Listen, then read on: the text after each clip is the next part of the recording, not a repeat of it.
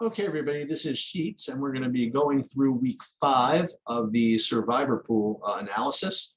For those of you that were on some of the analysis last week, the two kind of key plays kind of won, one by a miracle and one quite easily. Buffalo, the highest EV play, the more conservative option, won rather easily. And then Cincinnati, which was the more aggressive option, they won despite being down about 14 points in the first half. So that was definitely quite the sweat. The semi-aggressive mid-range plays, New Orleans, they lost in overtime. So if you played them, you lost some entries there. But overall, what we did do is avoided Tennessee, which I commented was an extremely poor play, and that took down some double-digit entries, which obviously helps. So overall, pretty successful week, and we're going to continue onward. So again, for those of you that are first time here, again, we think about the following things with Survivor. First of all, we want to make sure that we're trying to win the pool, not just survive every week, because when you do that, if we just try to survive every week, you run out of teams really, really quickly. Second of all, what we're not going to try to do is supplant or it's not supplant, to substitute our winning takes for Vegas's implied winning takes. That's just not the purpose of this discussion. I'm operating under the assumption that I have no edge in actually picking the games aside from what Vegas has priced them. That is a different type of discipline, that being sports betting, which this does not fall into. So I would strongly urge you to do the same and not try to get second guess some of these presumed winning percentages. But if you do consider yourself an expert and want to do that, yeah, I mean, fine, but just do that at your own risk. So again, we're trying to find teams that have a combination of good winning chances that are going to be hopefully lower owned. And those two things kind of function together and come up with this term EV, the best immediate EV play. And then you want to play teams that, quite frankly, you're not going to want to use in the future.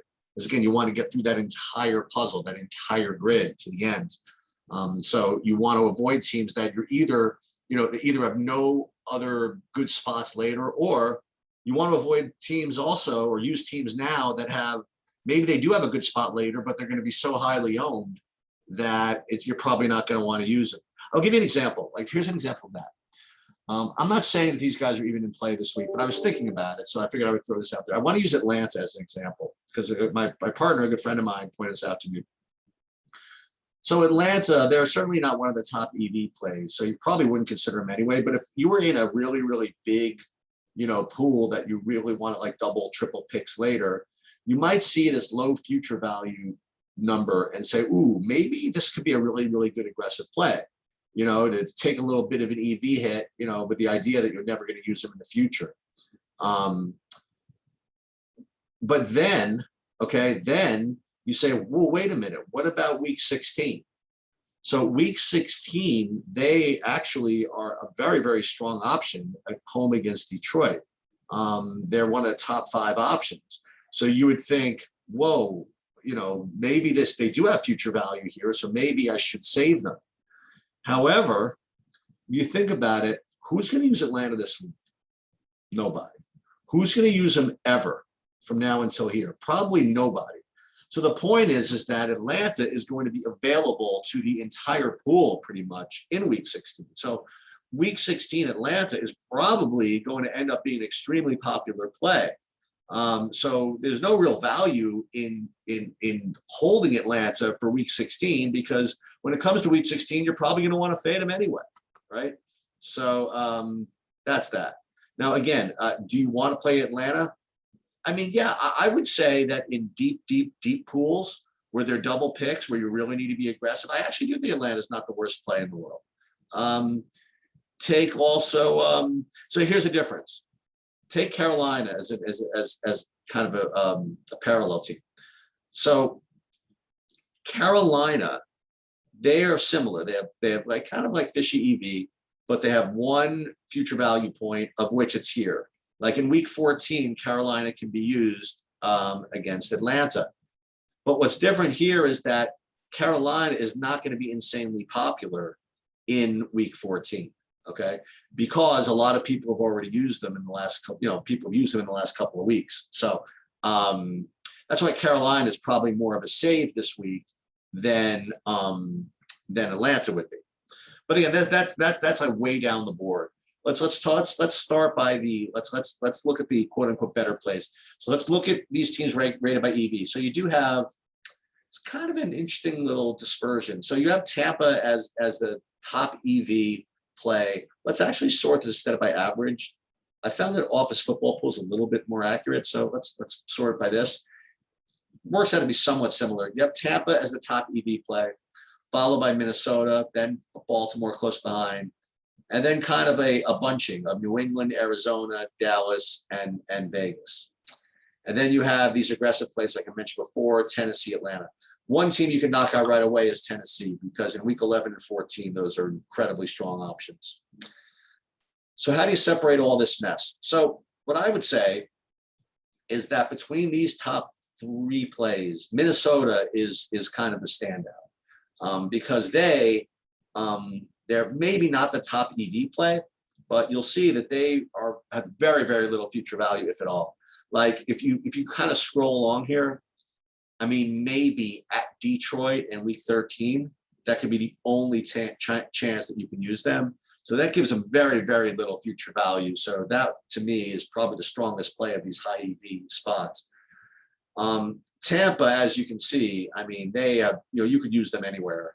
So they have a lot of future value. They are the top EV play, so you have to respect it. And I wouldn't say fully fade it, but they're definitely, I think, a weaker play than Minnesota when you factor in future value.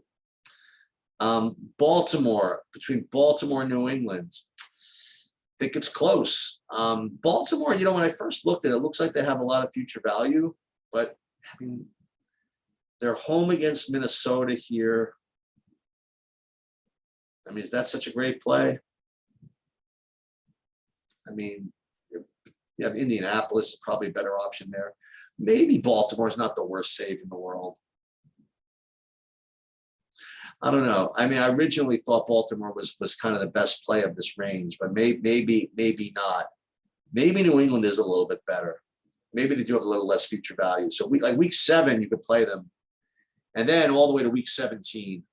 So you know what I'm gonna do? I'm gonna call Baltimore and New England kind of a draw. Okay. Arizona, no thanks. They have 2 incredibly good spots. They have week 7. They have week 10. You could even make a case for them in week 15 and 16. No thanks as far as Arizona goes. And Vegas is I think the aggressive play du jour. Okay. Vegas, they're a little worse in EV, but their future value is almost 0. Maybe home against Washington is the closest thing you can get, but I think that Vegas is the kind of the stronger aggressive play of the board. Dallas, no. I mean, I think their week 10 value is really, really strong. They have good value in week 16. And I'll tell you something else, by the way, about Dallas. For those of you that are in these types of pools, there are some pools out there that require you to make picks on Thanksgiving. And so if that's a pool that you're in, obviously you want to save Dallas for a situation like that. So I think that Dallas is probably a little bit below the teams that we mentioned. So for me, I mean, if I were to rank these, I would say Minnesota is probably the best play, given all of that, everything kind of thrown into the hopper. And then after that, I have to say that, I mean, this is very aggressive. They only have a 2/3 winning chance, but I think that it might be worth the risk to take a shot on Vegas this week. So there's Minnesota, then there's Vegas, and then I think it's close between Baltimore and New England for the next best pick. I would not play zone up.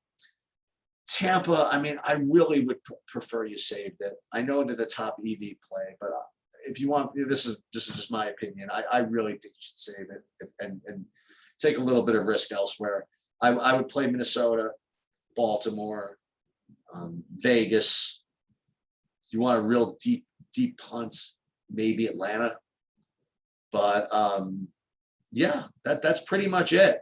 Now I'm in this pool this week where your doubles in week 5. Now, if you're in that particular pool or other pools like it, I mean, that's when you really have to play Minnesota. I mean, like, you know, you have to prioritize these teams with low future value. Minnesota, Baltimore, New England, and Vegas is an extremely strong play in that type of pool also, by the way. I guess that's pretty much it. Hope you're continuing to press on and more important, learn something from this. And we'll be back in week 6. Good luck.